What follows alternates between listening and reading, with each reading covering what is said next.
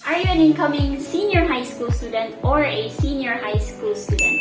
Well, this video is for you. Hello everyone, this is Princess, and for today's video, we are going to discuss 3 tips on how to survive senior high school.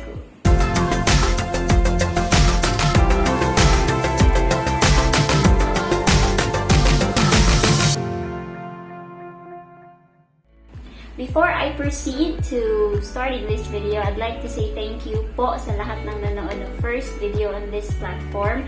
I shared my comprehensive examination experience and even some tips. And to those who are asking about thesis experience, I will be doing that video po after I finish my thesis because I wanted to really give full experience and tips so you can also get some ideas on how to write your master's thesis or your dissertation. But for today's video, I'd like to share things or tips about surviving senior high school.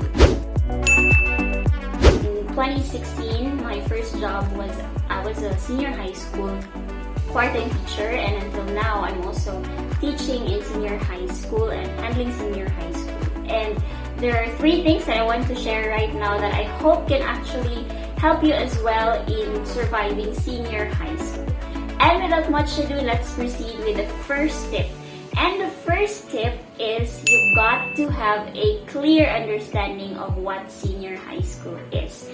That's right. Clear understanding of what senior high school is. Senior high school is the additional 2 years added under the K-12 program of the Department of Education.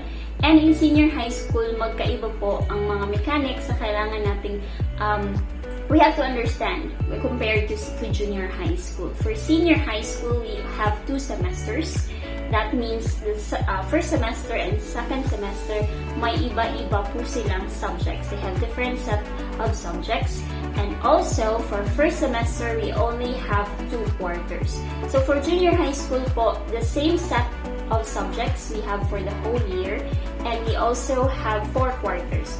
So that means if you have a, failing grade for first quarter, sinasabi ng mga bata, pwede po umuwi sa second quarter, third quarter, or fourth quarter. Pwede. Yung iba binabawi nila on the third quarter and fourth quarter. But in senior high school, you really have to remember that you only have 2 quarters per semester. Ibig sabihin, you have to do your best in both quarters because if you fail in the first quarter, then you only have the second quarter as your chance na bumawi para sa subject mo. Also, you have to understand that there are subjects that are prerequisite, like in college. So, say for example, you're a STEM student and you have Biology 1. So, Biology 1 is a prerequisite of Biology 2. And also, Statistics and Probability is a prerequisite subject for Practical Research 2. And that is quantitative research. Now, sa senior high school po, meron po tayong iba't ibang research subjects as well. We have Practical Research 1, Practical Research 2. We also have Inquiries, Investigation, and Immersion. That's for grade 12, and also Capstone Project for STEM if you choose to have your Capstone Project at wala kayong work immersion. Iba-iba naman ang implementation natin sa schools. Some they have their work immersion sa kanilang STEM, ABM, or UM subject. Meron naman din, or strands, meron naman din iba na ginagawa lang nila yung research or your culminating activity. We also have to understand that we have strands and we have tracks. So say for example, you're under academic track. So you have different strands under that. So you have STEM, Science, Technology, Engineering, and Mathematics. You have UMS, or Humanities and Social Sciences. You also have ABM, Accountancy, Business and Management, and GAS, General Academics strand. Now, I just wanted to emphasize po, wala po tayong mas matalinong strand. Iba-iba po kasi ang strengths ng mga strands natin. So if you want to pursue science-related courses in college, then you can proceed to STEM.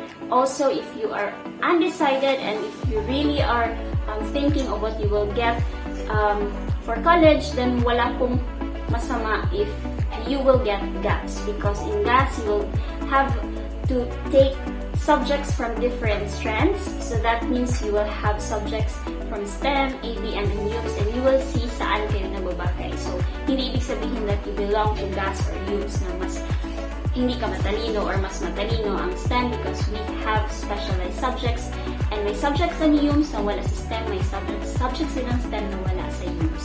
So that means, again, iba't ibang strands, iba't ibang strengths. So yun po ang gusto ko din i-emphasize. Another thing also that we need to understand is the grading system of the senior high school. And the grading system, we have 45 to 50% po for the performance tasks. And we also have 25 to 30% depending on the subjects, kasi meron tayong applied, specialized, and meron din tayong core subjects. So that's 30 to 25% po ang ating examination and 25% for written works. So what is included in written works is your short quizzes, your assignments, and long quizzes. Now, may ibang schools then that they wanted to add note-taking, so it depends upon your school, but you really have to remember that the biggest portion of your grades actually pumupunta doon sa performance tasks. So you have to do good, not just in your performance tasks, but in every assessment or every evaluation na binibigay sa inyo ng inyong teachers. So that is the first point, clear understanding of what senior high school is. So the second tip is you have to take your classes or your subjects seriously. Yes, as in seriously.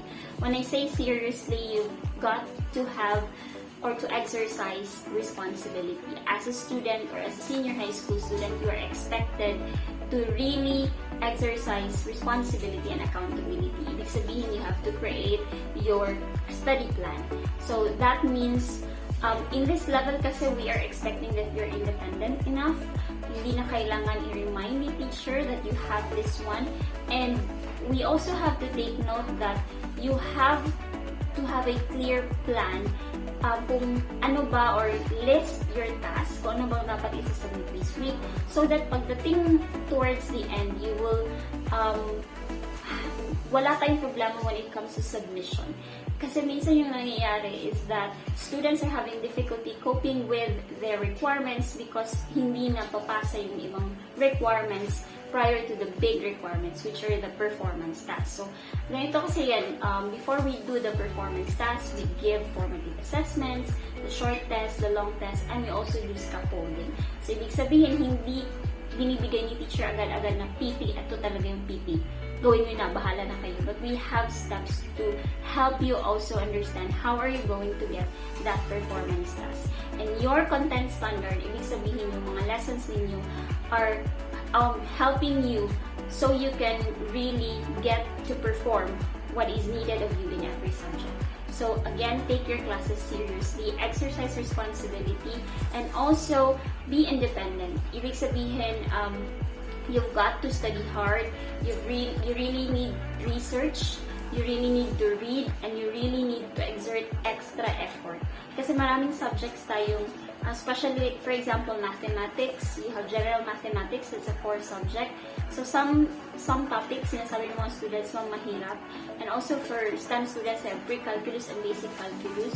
So some students that we had in the past years, what they did for them to really pass and excel in the subject is they watch YouTube tutorials, nagbabasa sila beyond the books, and even really exerted time for them to really pass and to really understand the lessons given to them. So that is a second point. Take your classes or your subjects seriously. And the last point that I wanted to share, number 3, is have fun. When I say have fun, that means reward yourself whenever you have accomplishment. Say for example, you passed your performance task and you did well in that, then you can reward yourself. An ice cream can be a reward. Isang episode ng isang Korean drama is actually at least 1 episode lang, wag pa sobra. So 1 episode is actually a reward for yourself. And always ko itong sinasabi ng mga students ko that you really do not need to be super genius as students, but you need to be diligent and passionate. We understand that there are really students who are really genius, magagaling, matatalino, but without passion and diligence, you cannot really proceed or you cannot really succeed in senior high school. So again, huwag kalimutan that you really have to be passionate in what you're doing, love what you are doing, have fun, create relationship with your classmates, and because pagdating ng college, pwede mo silang maging classmates din, and that's a time that you really can form friendship with your classmates so that you can have someone to share with, especially yung mga requirements ninyo, and also some of the things that they can help you survive really the senior high school. So those are 3 quick tips for you to survive senior high school. Some of my students, they really are having difficulty adjusting in grade 11, especially in the first semester, because hindi sila sanay. So one of the things that I really remind junior high school students is that you have to anticipate and understand ahead of time what is senior high school. You have to understand what research, read, and be responsible sa junior high school pa before you proceed senior high school, because in senior high school, again, you're expected to be independent and you have different sets of subjects, and hindi po yun subject lang na gawa-gawa ng school, but it's really subjects created by the Department of Education, of course with the help of the SHED and even TESDA. So I pray that the Lord will continually bless you as you study, and even as students, huwag din kalilimutan to pray and also ask God for guidance, for wisdom every day, because studying is not easy, especially senior high school. Aside from your academics, you also have responsibilities at home, and even may mga responsibilities pa for extracurricular activities. So that's why it's very important to have fun, reward yourself, and really enjoy the things that you have to enjoy pag natapos nyo na ang mga tasks niyo. So once again, I'd like to say God bless on your senior high school journey, and it's hard and it's not going to be easy, but it will be worth it at the end of the day.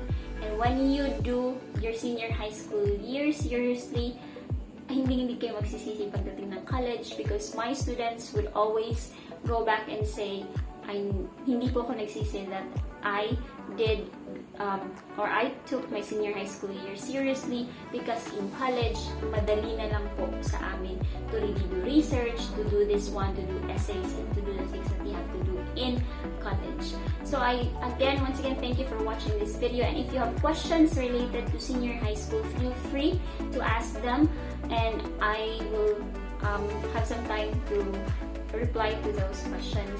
And thank you once again for watching.